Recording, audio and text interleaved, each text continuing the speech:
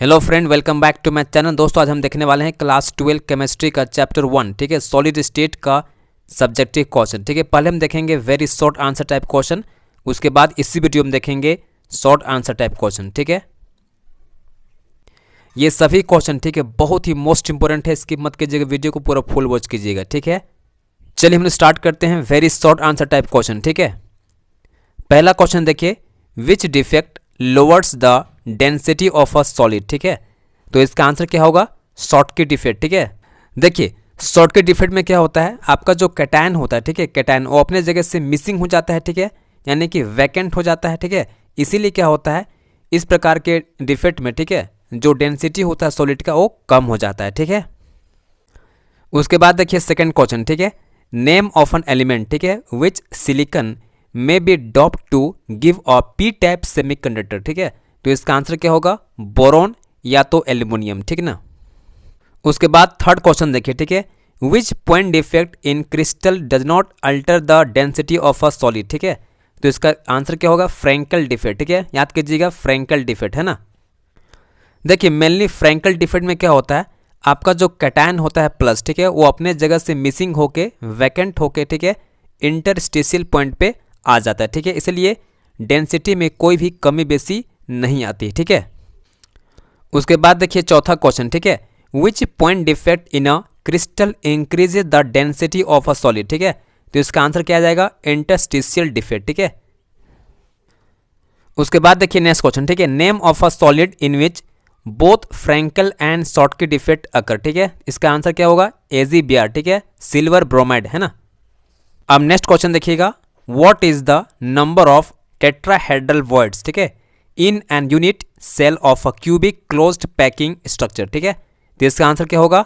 8। ठीक है, क्वेश्चन 7 देखिएगा, what is the coordination number of a particle, ठीक है, present in an octahedral void. ठीक है, इसका आंसर क्या होगा? 6। ठीक है, उसके बाद देखिए नेक्स्ट क्वेश्चन। ठीक है, व्हाट टाइप ऑफ सेमीकंडक्टर, ठीक है, इज ऑब्टेन्ड व्हेन सिलिकॉन, ठीक है, इज डॉप्ड विथ आर्सेनिक। ठीक है, इसका आंसर क्या होगा? N type semiconductor. ठीक है, क्या होगा इसका आंसर? N type semiconductor. ठीक है, उसके बाद देखिएगा शॉर्ट आंसर टाइप क्वेश्चन। ठीक है, क्वेश्चन 1 देखिए, वाई आर सॉलिड्स रिजिड। ठीक है, वाई आर सॉलिड रिजिड है ना।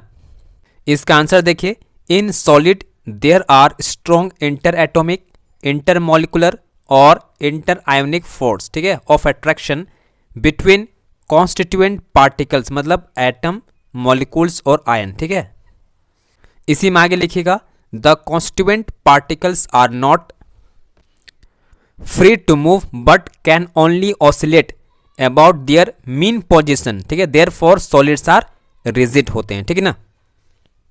देखिए सॉलिड का जो कॉन्स्टिट्यूएंट पार्टिकल्स होता है, जैसे एटम हो गया, मॉलिक्यूल्स हो गया, आयन, ठीक है, इनके बीच में, ठीक है, जो आपका इंटर मॉलिकुलर फोर्स होता है काफ़ी ज़्यादा स्ट्रॉन्ग होता है। ठीक है, इसीलिए ये मूव नहीं कर पाता है। ठीक है, और सिर्फ ये क्या करता है, अपने जगह में ऑसिलेट करता है। ठीक है, इसीलिए ये रिजिड होता है। ठीक है, उसके बाद देखिए सेकेंड क्वेश्चन। ठीक है, व्हाट टाइप ऑफ डिफेक्ट, ठीक है, can arise when a solid is heated, which physical properties is affected by it. ठीक है, इसका आंसर देखिए, ठीक है, on heating a solid vacancy defect is produce. ठीक है, in crystal because on heating some lattice site become vacant, as a result the density decreases because some atoms और ions leave from the crystal.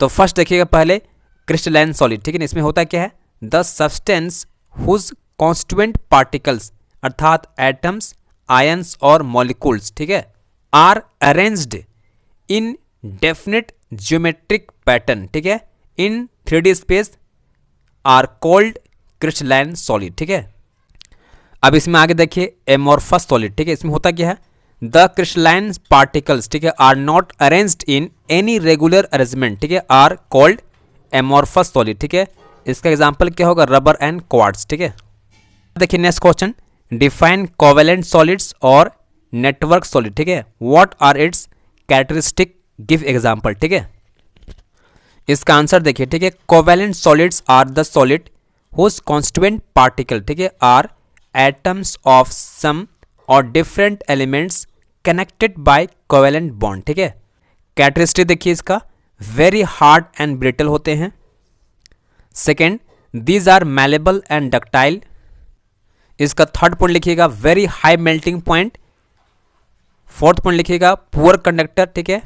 For example diamond हो गया, silicon carbide, ठीक है। अब देखिए question 5, ठीक है। Write Frenkel defect and Schottky defect with example, ठीक है। बहुत ही मोस्ट इंपोर्टेंट क्वेश्चन, ठीक है। इसका आंसर देखिए, ठीक है। Frenkel defect, this defect is shown in ionic solid, ठीक है। द स्मॉलर आयन यानी कि कटायन, ठीक है, is dislocated from its original site to an interstitial site, ठीक है। It does not change the density of the solid, ठीक है। For example zinc sulphide, AgCl, ठीक है, silver chloride and silver bromide, ठीक है। इसका एग्जाम्पल है। अब इसी में देखिएगा शॉर्टकट डिफेक्ट, ठीक है। This defect is shown in ionic solids. It is also vacancy defect where the number of missing cations and anions are equal. For example NaCl, KCl, AgBr, ठीक है। अब आगे देखिए नेक्स्ट क्वेश्चन न्यूमेरिकल, ठीक है। Edge length of unit cell of chromium metal is 287 picometre with BCC arrangement, ठीक है। What is the atomic radius, आपको R निकालना है, ठीक है ना। तो पहले क्या लिखना पड़ेगा, गिवन, ठीक है। ए दिया गया है, एज कितना दिया गया 287 पिकोमीटर, ठीक है ना। इन BCC लैटिस याद रखिएगा R क्या होता है, √3 × A/4 होता है, ठीक है ना।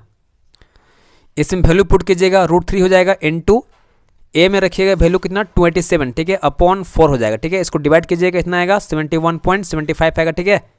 इसका वैल्यू होता है √3 का 1.732, ठीक है। इसको मल्टीप्लाई कीजिएगा तो आपका आएगा अप्रॉक्सीमेटली 124.27 पिकोमीटर आएगा, ठीक है ना। ये आपका आंसर हो जाएगा, है ना। उसके बाद देखिए नेक्स्ट क्वेश्चन, ठीक है। The unit cell of aluminium is a cube with an edge length of 405 picometre, ठीक है ना। The density of aluminium is 2.70 gram per centimetre cube. What is the structure of unit cell of aluminium, ठीक है ना। देखिए ए बराबर दिया गया कितना 405 पिकोमीटर। इसको चेंज कीजिएगा 405 इंटू 10⁻⁻10 सेंटीमीटर, ठीक है। डेंसिटी आपको दिया गया था 2.70 ग्राम पर सेंटीमीटर क्यूब, ठीक है। और ये जो फॉर्मूला है, ठीक है, डेंसिटी का बहुत ही मोस्ट इंपोर्टेंट है, इसको याद कर लीजिएगा, ठीक है। इससे क्वेश्चन तो कंफर्म आता है ना। Density small d equal to होता है Z × M, ठीक है, A³ × Na, ठीक है। तो जब हम Z निकालेंगे क्या आएगा, D × A³ × Na/M आ जाएगा, ठीक है। जहां पर Na क्या बता रहा है, दिस इज एवोगाड्रो नंबर, ठीक है। कितना होता है 6.022 × 10⁻23 होता है, ठीक है ना, मोल।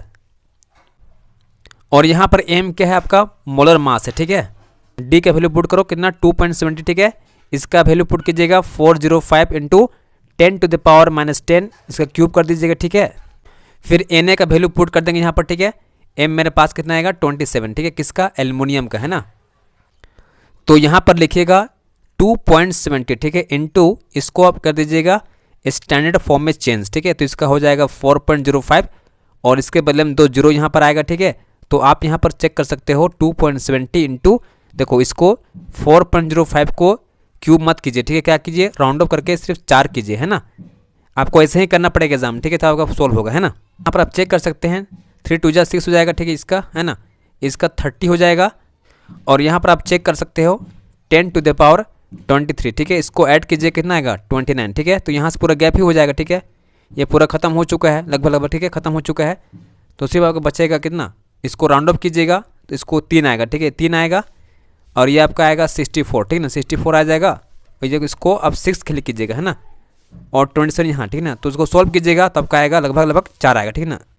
तो जब आप इसको पूरा सॉल्व कीजिएगा ना तो आपका Z जो आएगा लगभग 4 आ जाएगा, ठीक है, जो बताता है कि स्ट्रक्चर ऑफ एल्यूमिनियम जो होगा ना कैसा है FCC, ठीक है।